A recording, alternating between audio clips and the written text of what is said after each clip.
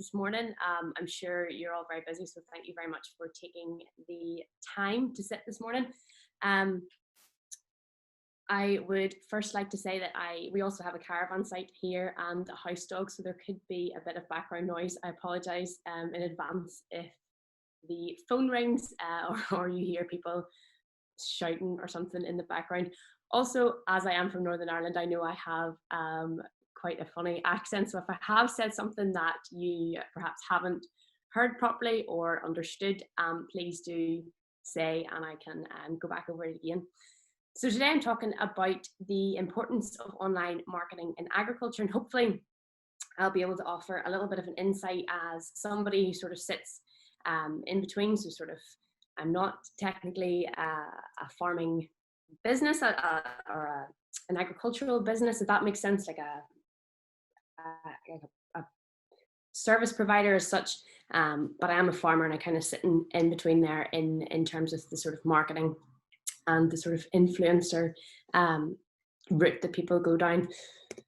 So we'll start with this. So I read this online when I was reading up for today, and it shocked me that the average person is exposed to between 4,000 and 10,000 adverts every day. And I think that when I read that, I thought, no way, there's no way that I am seeing 10,000 adverts every day and not realizing it. But once you click your brain into thinking, okay, what's going on here today, and am I seeing this many adverts, you actually do realize that there is so much information you are being shown every day online.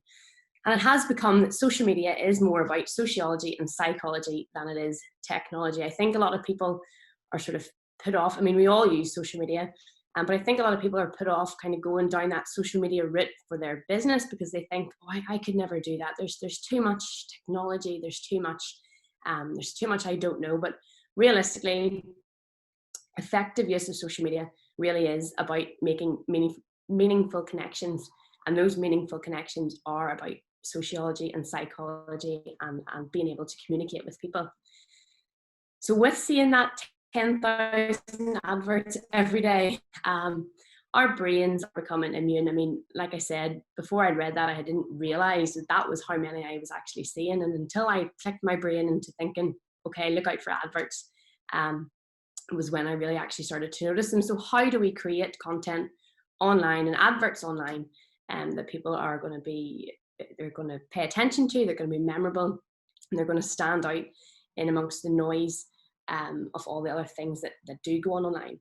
So we'll be covering three main topics today. The first sort of section is going to be about my journey online. So kind of how I got to here, how did I get up to 31,000 followers and 10,000 over on YouTube as well. And sort of taking inspiration from parallel industries. So seeing what other people are doing well and applying that to what I'm doing.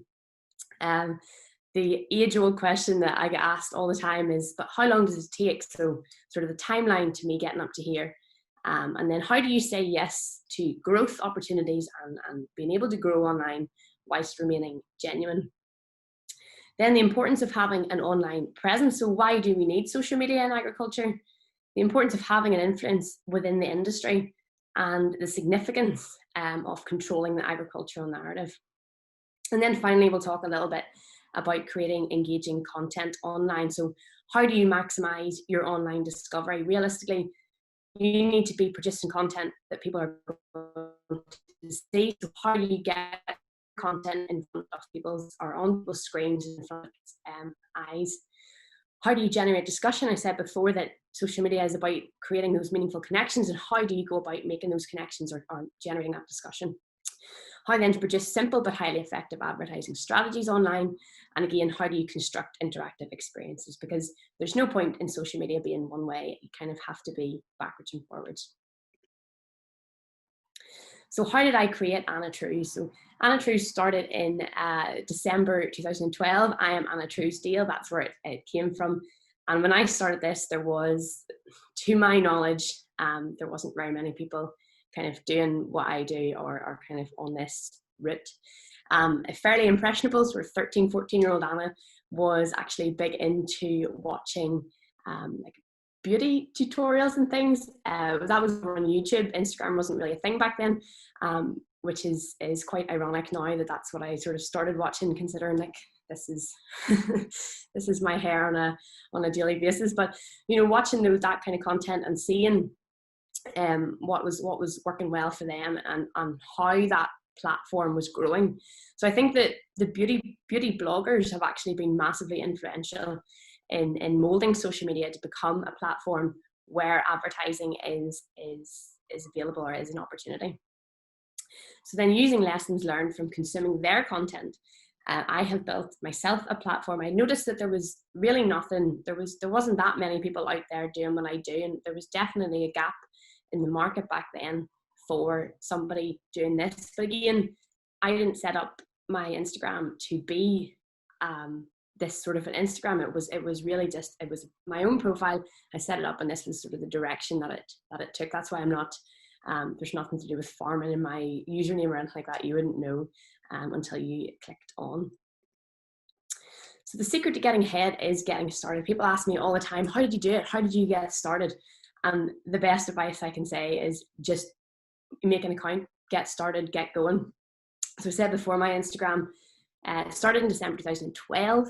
My first Instagram picture was this picture of the pig. Wouldn't actually look out of place, I don't think, on my profile now. So if you've been following for a long time, you will know that I did have pigs, but that was my first Instagram profile, and hashtag snoring like a pig, hashtag piglet. And then I reached 2,000 followers in March 2016, and I remember getting to this point and thinking, oh my goodness, that's so many people, like that is huge. But you can see there, that's 3.5 years of just posting regular farming content. And I think that if you are starting your journey now, you definitely have an advantage, because obviously this is Instagram, and farming Instagram is more of like a thing now, and there's definitely a lot more people on there. So I reckon if you start your Instagram now and you kind of went down that really producing effective content, you would get up to 2,000 followers in maybe a couple of months, never mind 3.5 years. Timing, perseverance, and years of trying will make you an overnight success. I would like to point out that this has definitely not happened overnight for me. There has been followers, there's been quick jumps in followers, and there's been at times, but as you can see, it's been 8 years of doing this, and people think, wow, like you got big overnight, but you really didn't. I think your big success can come from 8 years of hard work behind the scenes. But I'd say one of the biggest things that helped my Instagram and really helped Instagram become what it is today is they launched their stories in August 2016. So before that, it was just grid posts, and you could only, I remember reading that, don't be posting any more than one grid post a day, and that was like the unwritten rule of Instagram, because you didn't want to annoy people. But now, you can post a grid post, and you can post however many stories you like, and by creating that content and having more content, that obviously led to more opportunities for discovery. So before, you had one opportunity per day, for example, to make an impact, and now you have multiple opportunities for discovery and engagement. Then I adopted my grid style in June 2017, and this is probably something that you would wonder, what is that doing in there? But for me, I think this was a really big part in kind of my Instagram journey. When I say this to people, they are like, what are you talking about, your grid style? But basically for 3 years now, I suppose, every post that I do one horizontal post and then one vertical post. And people laugh at me whenever I say that, but I have taken a lot of time and put that together. Whenever I started doing that, I didn't see anybody with a grid style like that. And I know now there is quite a few profiles on Instagram that do follow that. So it obviously does look good, and it must be doing something right. But we'll talk a little bit more about your grid style and things later on. But grid is basically, and that is where people are seeing your profile and what you are producing, and that's what's going to make them follow you initially. So I think that having this and having a really aesthetically pleasing grid really did help me with my sort of Instagram followers and on my journey. And then if somebody offers you an amazing opportunity, but you're not sure you can do it, say yes, then learn how to do it later. And actually Richard Branson came up with that quote, and I think that that is very applicable. This is new to a lot of people. I mean, doing a webinar today is new to me. This is definitely something that I have never done before, but at the same time, I think in this kind of line of work, you have to be forward, and you have to be ready to say yes to opportunities, and then I suppose learn about them later on. So my first brand opportunity was in October 2017, and obviously we said before that grid type came in June 2017, so perhaps that could have been something to do with it. So since then, I've been fortunate enough to work with a wide range of businesses in the agricultural industry, and all of which recognise the significance of the immersive experience offered through influencer marketing. So like I said before, we're seeing 10,000 adverts every day, but we're now starting to click into the fact that, you know, if you see me actually interacting with the product, or maybe chatting a little bit more about a product, rather than it just being, you know, this is like a product in an advert in a magazine or things like that.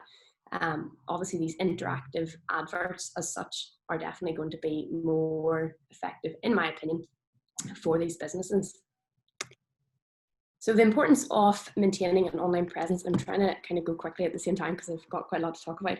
So the importance of maintaining an online presence. The UK is home to 45 million social media users. I think it says, it's kind of hidden by my little box, but I think it's 144 minutes of social media use every day worldwide. So there's so many opportunities to influence people on there.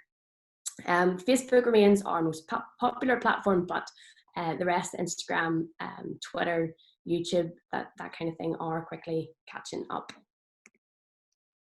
So why do we need social media in agriculture? So farming is one of the most isolated professions. You know, you get people telling me all the time that, you know, oh, I've went today and I haven't spoken to anybody, or it's been 3 days since somebody came into this yard. But it doesn't have to be like that. In one day, I could maybe not actually speak to anybody in real life, but at the same time, I could speak to a girl farming in the south of Ireland via Instagram. I could speak to somebody in Scotland, England, Wales. I can speak to somebody in New Zealand. So social media is facilitating conversation between farmers all over the world, and it opens up the lines of communication and allows for knowledge sharing, support, empathy, celebration, and genuine conversations. So I think it's a really positive thing. Even if you take out the business end of things and you take out the consumer engagement, I think social media is extremely positive, even just in our little farming bubbles. And then you get this, but farmers are too busy. Farmers are too busy for social media. We don't have time for that. And that's not necessarily true. Like, of course, yes, the industry is very fast paced at times. You know, there is times it is quite hard to even catch your breath when you're farming, but social media allows for communication of ideas in bite-sized chunks. And I think that that is really important. If you can get your idea out to somebody within 15 seconds on an Instagram story, or a quick caption on an Instagram grid post, then you're communicating that idea far more effectively. You don't have to sit down and read a big newspaper article or a big magazine article. If you know the latest research, you don't have to go and read a research paper about it. You can effectively communicate that idea via social media in a bite-sized chunk. And then farming is changing. So agriculture isn't the same as it was 10 years ago, and the rate of change is set to increase further. Social media is the modern way to connect, and it's bringing new ideas, practices, and products to the forefront of the industry. I think the average age for a farmer in Northern Ireland anyway is about 58 or 59. And whilst that is perhaps that little bit older, social media is available and is used by people of all ages. And I think that as the next generation comes in, obviously my generation has grown up with social media. It's the first place that I would go to for information and for entertainment and you know, all of them things. I think that it's important now, and it will become even more important in the future in terms of communicating of ideas and new products and practices. So then another big advantage I think of having a presence online is being able to control agriculture's narrative. Obviously, you will know that there is a massive scope and lots of opportunities, I suppose, for anti-farming profiles or sort of that kind of anti-farming agenda, I suppose. And I think if we're not as farmers on social media, then we leave a massive gap on there for somebody else to fill the space that we should be talking in. To say it's obviously it's regularly an industry that's scapegoated in the media, and often what we have to say can get lost in a sea of voices that can shout a lot louder than we can. And I think as farmers, we do have a responsibility, and an opportunity is there for us to share what we do to the public. And it gives us as food producers a platform to tell our story. So we can do this for free. We don't have to take part in these big, massive, money throwing campaigns. A lot of big companies do. As a farmer, you can come on and advertise your business for free, and advertise food production for free online. And you can engage with your consumers in real time. You're also there to combat criticism with open and honest commentary. And I said this before, I think that when you're on social media, you have the opportunity to actually stand up and say, well, that's not true, but this is true. And I think that that is really, really important in making that vital connection between the producer and the consumer. So advantages of social media for your farm business, and I've kind of split this into three. So you have network, expand, and engage. The network is all about people. So I said before, farming can be isolating, but it doesn't have to be. And the network branch of this, I suppose, is that for you personally, social media gives you a massive opportunity to meet other people, sharing ideas and communicate with people in the same industry as you. For me personally, I have built up quite a number of connections with people. And I think that if, for example, tomorrow morning I decided I didn't want to farm in a practical sense anymore, I have basically built myself a fantastic CV online, and people will be able to see that, and they can kind of see the kind of worker that I am, or the kind of person that I am, and that is all done through networking and being online. Also expanding, you're able to expand your own knowledge. So whether that be from a farming point of view or a business point of view, online and social media gives you the opportunity to learn. It gives you the opportunity to see different ways of doing things. And those different ways of doing things could end up actually being very beneficial in terms of profitability to your business. For example, you could see somebody online feeding a different type of sheep meal. You could engage with them and ask about it, and actually you can find out that sheep meal is cheaper and maybe better for your sheep, and you can use that information to better the bottom line of your own business. And then you can engage with consumers. So again, whether you're it's from a farming point of view or from a farm business, agricultural business point of view, social media gives you that opportunity to, in real time, engage with people who are buying your products or interacting with your services. And it helps them too, because it puts the face behind the production. It helps put a little bit of personality and personability to the products that they're buying. And it helps them make more meaningful choices, for example, in the supermarket or in a different shop.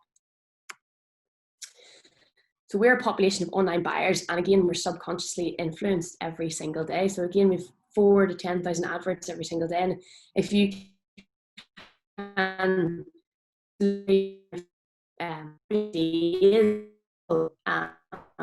bombarded all the time, but at the same time, subconsciously, you're kind of flowing them ideas into their brains, I suppose. Then that can kind of work really well in your favor. So how do we create engaging content online? So there's a science behind the square. So on Instagram, I have nearly 31,000, actually over 31,000 followers now. And I do daily Instagram stories as well as grid posts and occasional monthly roundup videos. On Instagram and on any social media, consistency is key, and users expect to see content from my profile. There are days when perhaps I haven't posted anything and I will get messages from people saying, you know, are you okay? Is everything okay? You haven't posted anything today. But because I am a regular poster and because I am posting things daily, Instagram algorithms and all social media has algorithms that will push popular content or regular content producers to the top. So if you're familiar with Instagram, you'll know that you have Instagram stories on your top bar, and obviously you have your grid posts that appear in your timeline. And if for example you do engage with my content quite a lot, or you do watch my content quite a lot, then the first thing that you will see when you click onto Instagram would be maybe one of my pictures at the top or my Instagram story. And then YouTube obviously is only recent for me. I sort of noticed that there was a gap in the market. Obviously Tom Pemberton is over there and doing a fantastic job on YouTube. And then Hannah Jackson's over there as well. And she's obviously shepherding over there. So I knew that there was sort of a gap in the market for that female farmer, and more specifically probably a female dairy farmer. That channel has nearly reached 10,000 subscribers in just over a month, and the channel was monetized in 3 weeks, which was pretty good as well. But obviously that is because I did have that following on Instagram already, and I think that that would be one of my really good tips for being online. That don't try and do everything all at once. You know, don't try and have a Facebook and Instagram, a YouTube, a Pinterest, all of them things all at once. Maybe get one or two that you know that you can be good at, or even one that you can be good at, to build a following on first before you hop over to another one. Because I mean, obviously having those followers on Instagram definitely give me a boost in terms of starting on YouTube. And it says there about 500,000 watch minutes in the last 28 days, which is quite good. So again, obviously I hang out on Instagram quite a lot. It is what I know the most about. So that's what we're going to chat a little bit about today. If you have any questions, again, if I am speaking too fast, please do let me know. And then we'll obviously chat a little bit more about any questions and answers or whatever at the end. So top tips to maximize discovery, generate discussion, and share important messages on Instagram. So it said before that the grid, this is your grid, it's your shop window. It's the first thing that potential followers or consumers or customers will see when they click on your profile. And how I use Instagram, and you know, think about the way that you use Instagram in terms of engagement with other people's content, to how you actually create or you put your content forward. So if I'm on Instagram and I come across somebody I think I might want to follow, I'll look at their grid. You know, is their grid aesthetically pleasing? Do they have high quality pictures? Is this, you know, are they posting a variation of things, or am I just seeing, you know, a picture of the milking parlour all the time? Or, you know, is there something different that I'm going to be able to engage with every day? On the grid as well, you have those opportunities for longer, emotive or more informational captions. You can communicate longer ideas, I suppose. In we'll talk about stories in a minute, but in stories you have 50 seconds to really make a difference or create meaningful content. But on the grid post, you have more time and an opportunity to maybe have a longer bit of prose. Then also your grid allows for public engagement, so people can comment backwards and forwards on your grid, and that is available for everybody to see. So we'll go through a few little bits on my grid that my kind of effective posts that I would do in the grid. So the first one, again, was relaying a message and being emotive, and this is one that I did about having woman hands, but also having incredibly capable hands. So obviously it was a big long, it was a fairly long caption. There's a girl, Emma, had done something beforehand, and obviously I credited her because she was sort of the one that I had taken that information from. So obviously inspired by her, and I did a longer caption, and people were able to kind of comment backwards and forwards and let me know what they thought about that. And obviously with comments and more likes and things like that, that is engagement, and engagement is obviously going to push your content kind of higher up and lead to more discovery, because at the end of the day, these kind of things are all towards engagement and discovery, because discovery obviously leads to increasing your scope for influence. Creating discussion. So just again, this is a very simple and easy one that I did, but the caption was, "This could be controversial." And there's a picture of a green tractor, a blue tractor, and a red tractor. And obviously farmers are incredibly passionate about their tractors, to be totally honest with you. And I've said this before, but a lot of the tractor stuff just goes straight over my head. But but I know what works on Instagram, and I know what will get people's gears turning. So then obviously in this post, people were commenting backwards and forwards and telling me what they thought the best tractor was. And again, it's discussion, it's engagement, and Instagram algorithms are going to push that post higher up and lead to more discovery. Then little touches of personality. So my Instagram, obviously it wasn't set out to be a farming Instagram, but that is kind of how it has become.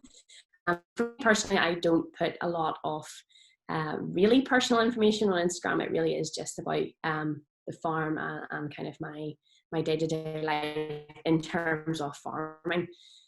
But when you do little pieces like this, it kind of does put more personality or a little bit more of a face behind the person online. So that was a picture of me from, I don't know, 20 years ago maybe. Me and my dad, I'd said there we were checking the milk price. So that's the kind of thing that, you know, people get behind you a little bit more if you have a bit more of a personality and you're willing to kind of share that a little bit. But at the same time, that's not what I don't do them sort of posts all the time, but it is about variation and it's something different. And then hosting brand partnerships. So for me, I would do, if I was hosting a brand partnership, I would more than likely host it on a grid post, because obviously grid posts with engagement and discussion will get pushed and lead to more discovery. So just on the screenshot there was 1,870 comments, as well as a competition that I did for my birthday. And it was really, really well received, and I got quite a lot more followers from that as well, because the competition was about tagging people and commenting. Again, more discovery and increased my scope of influence as well. So, there we go again. So yeah, more personality and more editing features. So you can use these GIFs. This breakfast goals was a GIF. You can add text, drawing, music, and make your content yours and sort of add your stamp to it. And then Instagram stories allow for private engagement. Obviously, people can comment back to you, and that is private. So we'll go quickly through kind of a few of the different ways that I go about creating my Instagram stories for more engagement in terms of discovery. So I did this first one there. It's World Milk Day. Obviously I used that hashtag. That was a hashtag that was happening that day. If you use that hashtag, that can be found by other people. Also tagged JFC, which were the company that made that milk feeder, and then AgriAware, which was a southern company who were sharing and promoting these kind of stories that day. And again, if you're tagging those kind of companies, it means that they could reshare your content, and that obviously again is discovery. This middle one, a little bit of a different one, but basically it was one day that we were vasectomizing a ram, and this is kind of about the educational and learning side to my content. So very simple, there's not that much writing there. And I've given a very simple explanation. So the vas deferens is the little bit in the tubes of the ram that carry sperm from the coconuts to the banana. So again, it's a little bit of humor, but at the same time you're learning, and that is something that people can take away from that. And then again, they're making the ram infertile. So very simple explanations, and you don't have to read a huge amount of prose to be able to understand what's going on there. The 7:30 breakfast, personally, I love to see timestamps on stories. I think it kind of gives a little bit more context to the story. I love to see people up at 4:30 in the morning milking cows. I am definitely not up at 4:30 in the morning milking cows, but again, I think it kind of adds a bit more, as I say, context and sort of leads to your timeline of your stories. The next one was it was actually a video with music on it. My Instagram followers will know that I'm big into my pedigree Holsteins. I love my pedigree cows, but my partner has a Frisian herd with a couple of crossbreds, and I just done a little bit of a funny story about starting to develop a soft spot for a crossbred. Maybe it's the son. And again, obviously that one created quite a lot of discussion behind the scenes because everybody knew that I was big into my Holsteins, and here I am talking about crossbreds. The next one is about polls. So really make use of all the different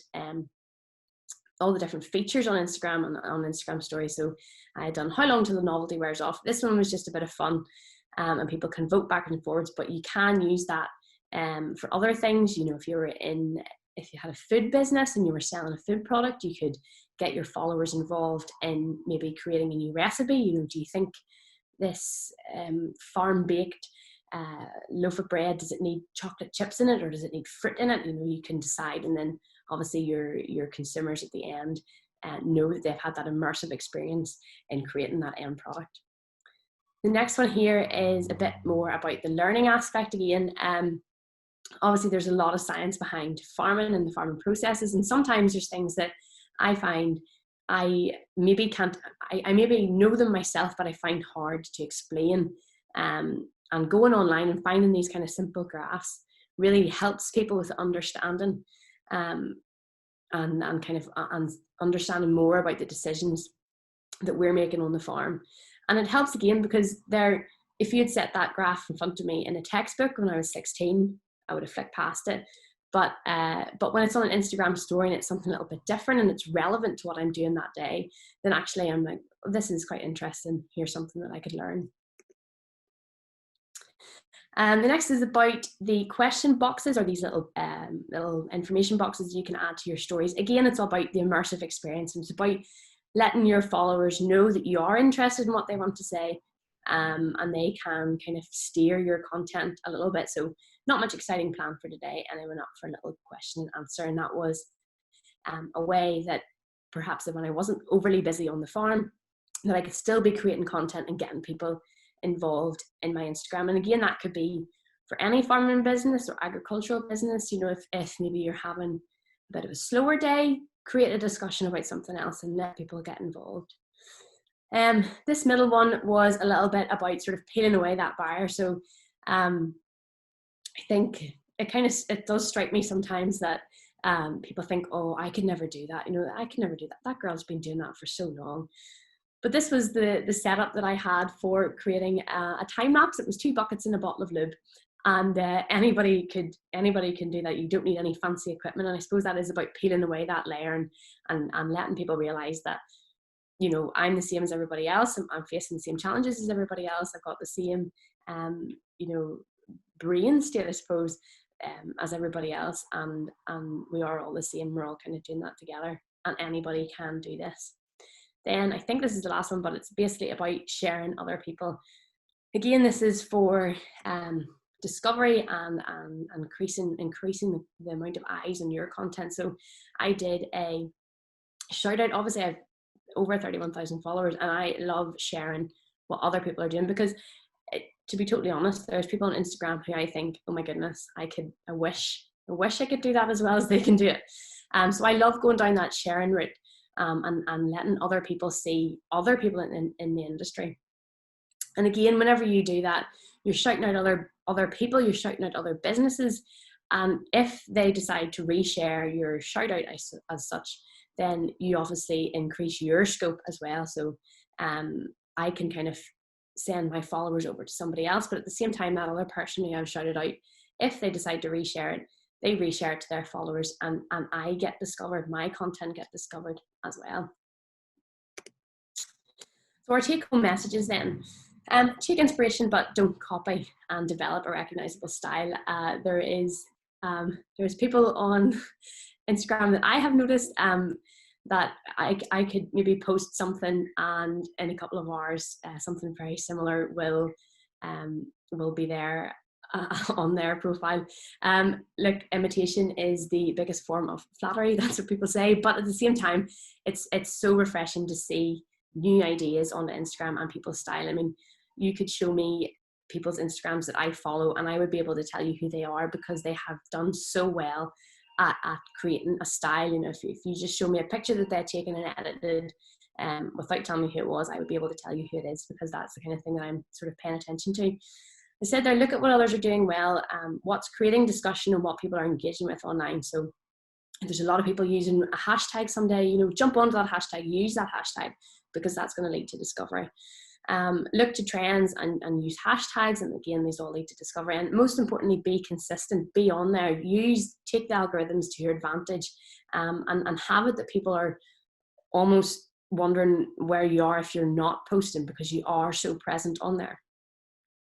Be prepared for growth to take time, and success doesn't usually happen overnight. Enjoy the process, enjoy taking the time to educate people and to promote your business through social media, because social media makes following and unfollowing extremely easy, and it is very easy to get caught up in the numbers. But at the end of the day, do it because you enjoy it, not because you want to get to a certain point or whatever.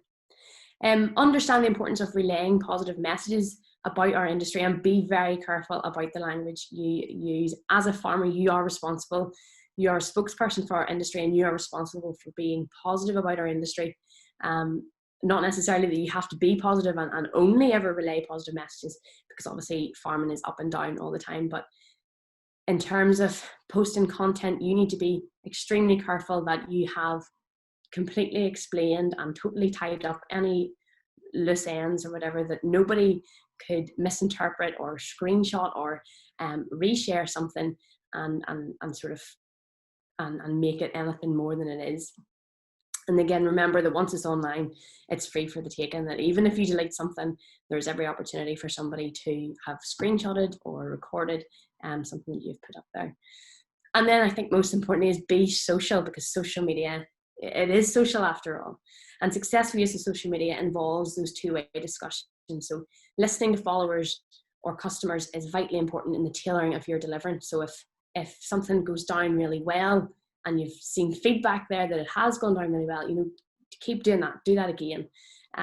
If something hasn't perhaps gone down very well, then maybe adjust your strategy. But it is about going backwards and forwards and asking people for their input, because if they feel involved, then they're going to continue to engage with you. And personability puts a face to production and helps tell a more meaningful story of agriculture. You know, be yourself, be online and be yourself, and put a face to food production, so that when somebody goes into a shop to buy something, they can think, oh, that girl on Instagram, you know, she was up feeding cows, and this is where this milk has come from. And remember that all progress takes place outside the comfort zone. If you're sitting there today and thinking, that's all very good, but I could never do that, wipe that idea out of your head and just get started into something, because you never know where that could take you. So that's all from me, and I think we are going to do a little bit of a Q&A. Brilliant, thank you, Anna.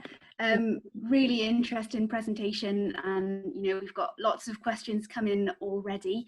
It was really nice just to hear you talking about how you promote good news stories from the agricultural industry, and how we unconsciously see between 4,000 and 10,000 adverts in a day. So it just shows, I guess, the opportunities that are available out there to businesses.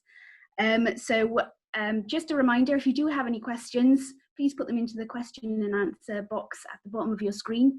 And yeah, like I say, we'll try and get through as many as we can.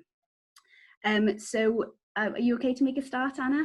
Yeah, you work away. Excellent. Okay, so just for somebody looking to start, promoting their business on social media, which would you say is the best platform to start on? Maybe I'm biased, but I do actually think that Instagram is the best, because as they say, a picture says 1,000 words, and I think it is a very easy platform to get the hang of. You know, with YouTube, you do kind of have to be not necessarily into editing, but you do have to know how to make content and then keep people watching your content. Facebook is obviously good because there's a lot more written things in Facebook, but for me personally, I think that Instagram offers that perfect that perfect platform, because you do have that mix of stories as well as grid posts, and you can create quick content as well as more in-depth content. So if I was starting again, I would definitely go to Instagram. Okay, and so leading on perfectly from that question, really, how often do you post? Is it every day? Like, how many times a day? Is there a best time of day? So morning, noon, or evening? Yeah, I try and get something up every single day. Mostly, I would probably do about 3 or 4 grid posts a week, and then I have probably about at least 5 Instagram stories every day. Maybe not on a Sunday, because I do try and take a bit of a Sunday break from social media, but yes, try and be on there every day. In terms of posting times, stories, I'd say you can post at any time. One of my tips, I suppose, would be that if you are working hard someday and you've taken stories, you can upload them at a later time. For me personally, whenever I'm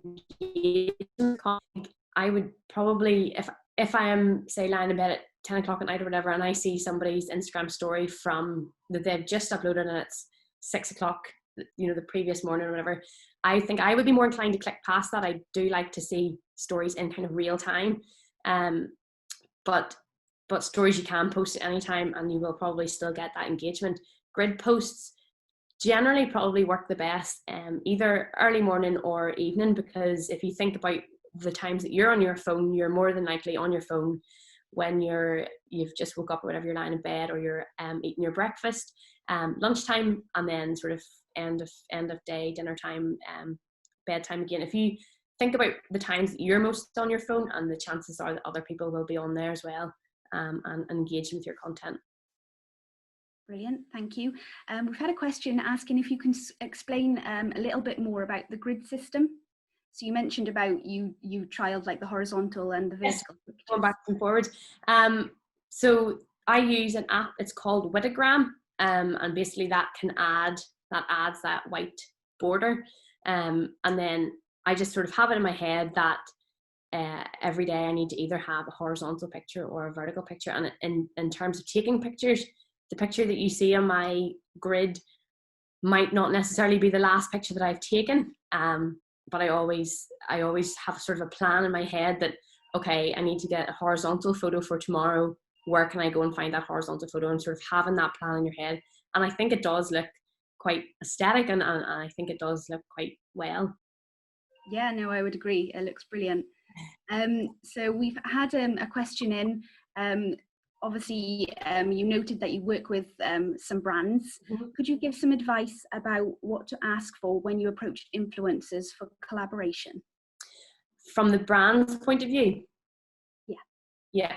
I think the best way that you can approach an influencer, because for me personally, I think that I know my audience, and again, I've obviously been doing this for a long time, and I know what people engage with and what people click past. So if I was a brand offering something to an influencer, I would go at them with obviously my pitch, but at the same time, I would leave creative freedom up to that person, because if you want to advertise something, they will more than likely know the best way to advertise it for their own customer. Again, if you're a brand or a business and you're approaching multiple influencers, I think the most effective advertising strategy for something like that would be to let those different influencers advertise that in their own personal way, because I've seen sort of collaborations before where there might be 3 or 4 people and they all post exactly the same thing, and once I've seen it twice, I'm clicking past it, and they've, in my opinion, have kind of wasted the collaboration on other people, because you have seen that content already and you're swapping past it. So if I was a brand, I would be approaching people with my pitch, but also leaving creative freedom up to them. Okay, brilliant, thanks. Do you have any top tips on what to include in your Instagram bio?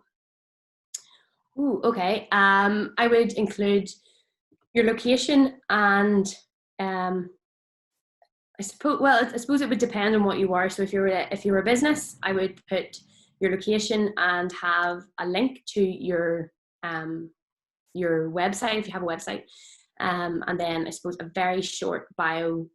I wouldn't have wouldn't have too much information going on in there, but also be mindful that whatever you have on there, you need to have readable in 15 seconds, because our attention spans are very small these days. And I think whatever you do have on there, it needs to be short, snappy, sweet. But again, it will vary depending on what you are, what you're advertising, I suppose. Okay, thanks. What response did your family and friends have when you started on Instagram?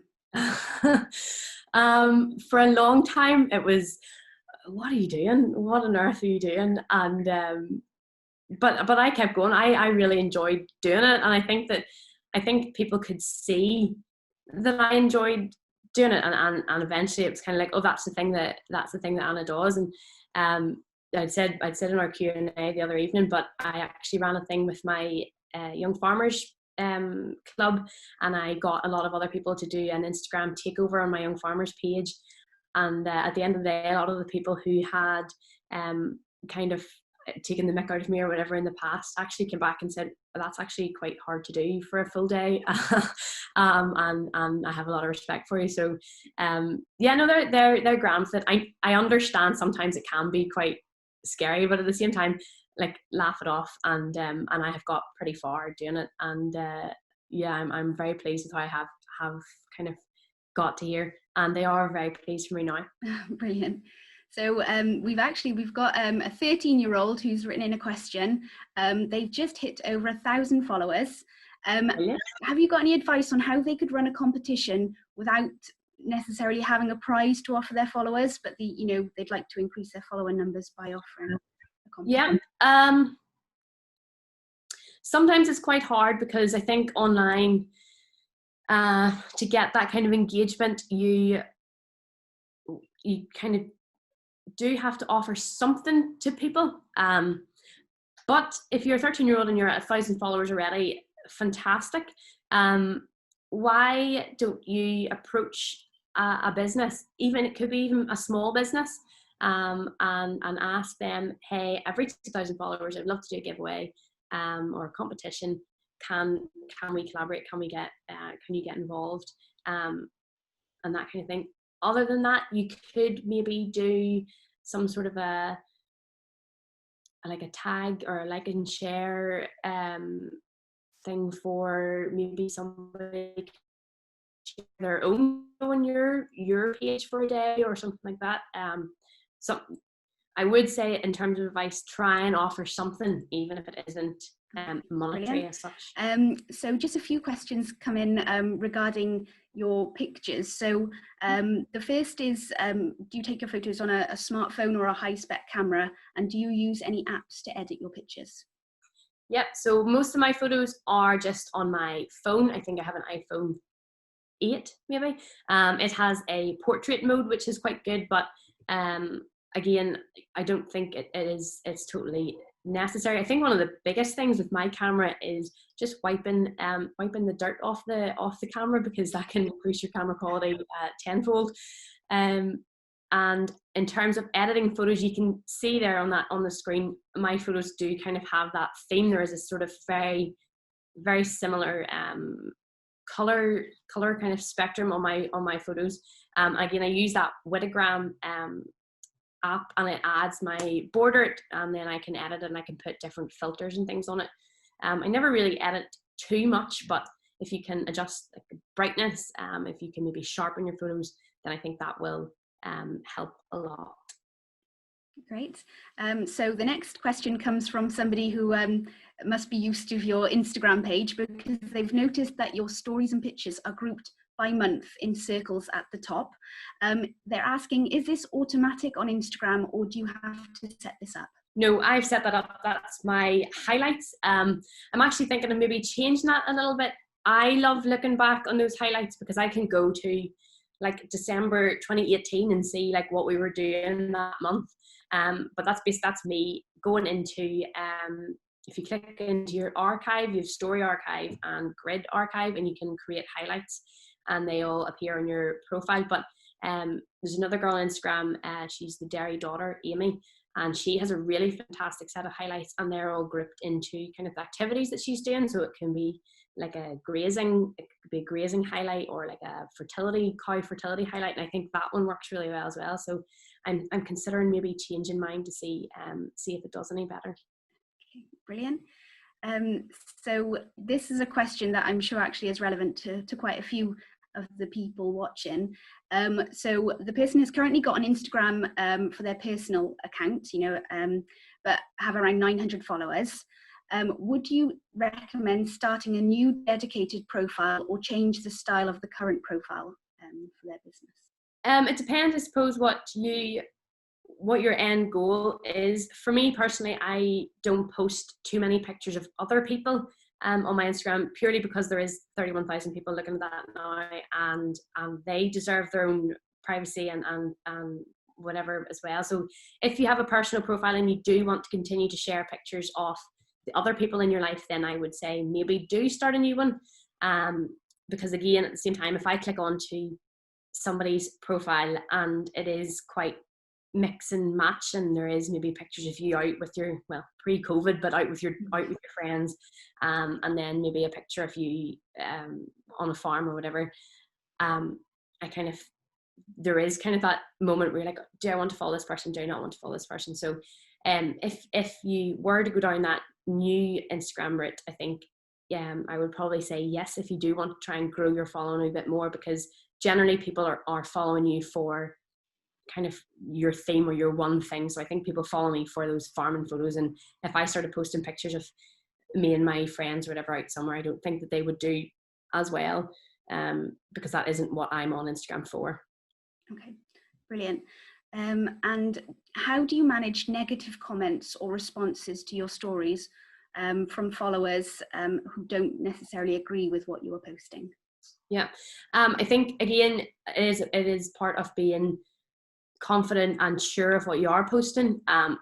Generally, if I'm posting something, I do try and think before I've posted it, okay, can this be taken in any way but the way that I want it to be taken? Is there any way that somebody can misunderstand this, or could be cross or something about the way that I'm doing this? In terms of dealing with somebody who is negative, if there's somebody they're being negative just because they don't agree with what you're doing, or they think that they are doing they think that they have a better way of doing something, then that's fine. Engage with them, ask them questions about it, that's fine. But at the end of the day, do you remember that everybody's farm is different, and we all have different ways of doing things. And whilst Instagram is fantastic for learning different ways of doing things, if you are happy with the way that you're doing something, then that's fine too. And you're more than able to tell people, yes, I really appreciate your opinion and thanks so much for getting in touch, but I'm going to keep doing it the way I'm doing. If you've got a negative comment, you're well within your rights to, if it's negative and nasty, you're well within your rights to delete it and block that person, because at the end of the day, your Instagram is yours and you don't have to answer those questions. But in terms of growing your following, I suppose, and growing and enabling those conversations, then if you do feel confident and ready to, I suppose, engage, but be level-headed, keep cool, and again, remember that whatever you put up online can be screenshotted, recorded, and taken away for somebody else to edit, I suppose. Okay. And so, considering the following you have on Instagram, is there any particular reason you chose to set up a YouTube channel rather than using IGTV? Yes, again, it's back to, I suppose, I put out the content that I engage with at the same time. So I know that I don't particularly watch IGTVs. Maybe in the future that could be something that will increase in popularity, but in my opinion, in terms of how I use Instagram and I use social media, I would go to YouTube for those longer videos and those longer pieces of sort of spoken prose and more in-depth informational videos. So I suppose I went to that YouTube side because it's IGTV isn't something that I personally engage with, and at the end of the day, if I clicked onto my profile, I think I would follow my profile and I think I would engage with my content if I wasn't me, if that makes sense. Yeah, no, definitely. And, congratulations on the the 10,000 followers in Thank you. what did you say, 4 weeks? You know, that's amazing. And the next question then is, you mentioned that your YouTube channel has now been monetized. How do you monetize your YouTube channel? Yep, so when you create a YouTube channel, for monetization to happen, you need to have at least 1,000 subscribers and at least 4,000 watch hours. So people have to watch your content for 4,000 hours. So I reached the subscriber count quite quickly because I had that following on Instagram, and I knew I had that following, and I sort of shared my YouTube, and there was people on Instagram asking, you know, will you make a YouTube? So they sort of probably quite quickly jumped over to there, which was good. But then the watch hours obviously just meant creating videos over there and giving people the opportunity to watch content. So I think I maybe had I did 2 videos a week there for the first sort of 4 weeks. Then obviously I got busy with trying to create this kind of thing, and I kind of had to let that sit because this was more important at that time. But I will continue, I suppose, probably to do kind of that 1 to 2 videos a week, creating that content, and then that's obviously how you build up your watch hours. Brilliant, thanks. Okay, so I'm a little bit conscious of time. We're running at just an hour at the moment, so I'll ask the last question if that's okay. It's to do with your audience demographic. Do you know what your audience demographic is? Would it be mainly women or a certain age? Yeah. And do you keep this in mind when you're putting posts up? Mm-hmm. My obviously you can use your insights. Most social media sites will offer you insights. I have a business profile on Instagram, so I can go in and look and see who is engaging with my content. I think demographic wise, I am at about 65% male, 35% female. But I think that is but that has changed. That is the female side is definitely going up. I think when I first started, it was maybe about 20% female. So I'm really pleased to see that starting to shift. Age wise, most of the people that are following me are kind of between that 18 to 34 bracket. And then location wise, we're mostly in kind of the UK and Ireland, and then some in sort of America, New Zealand, Australia, that kind of way. And then yes, obviously when I'm creating my content, because I am sort of fitting into I am my own personal, you know, I kind of suit my content quite well in terms of the kind of demographic, I suppose, that is watching it. Things will be tailored, but it's not necessarily consciously tailored. It's just because that is my experience and I am that demographic, if that makes sense. Brilliant, thank you. And I'll just read out the last comment that we've just had in. It's not a question, but just a thanks to you, Anna. It says, you have given me more confidence with posting. And we've had quite a few messages come in just saying thank you and that everybody's enjoyed your presentation. So that's lovely to hear, I'm sure. So with time going on, I'm afraid we will have to draw the questions to a close there. We will try and get through the questions that we haven't been able to answer today, and then get them posted to you all. So yeah, just a massive thanks to you, Anna. It was a brilliant presentation, very motivational, and hopefully it will encourage more people to go and try new social media to promote their businesses and themselves and agriculture as a sector.